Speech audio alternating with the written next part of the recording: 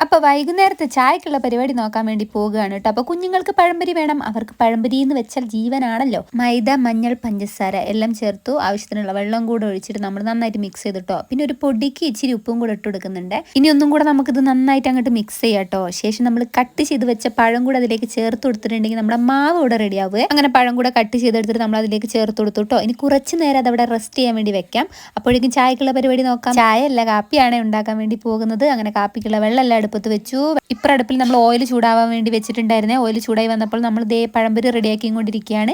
നമ്മുടെ വയനാട്ടിൽ ഇപ്പോൾ ചെറിയ രീതിയിൽ മഴ കുറവുണ്ട് കേട്ടോ. നിങ്ങളുടെ നാട്ടിലൊക്കെ മഴ കുറവുണ്ടോ, കൂടുതലാണോ എന്നൊക്കെ ഒന്ന് കമന്റ് ചെയ്യണേ. നമ്മുടെ പാലൊന്ന് മുങ്ങിയിരുന്നു, പിന്നെയും പൊങ്ങി ഗൈസ്. മഴ കൂടുമ്പോൾ മുങ്ങും, മഴ കുറയുമ്പോൾ പൊങ്ങും. ഇതാണ് നമ്മുടെ പാലത്തിന്റെ അവസ്ഥ.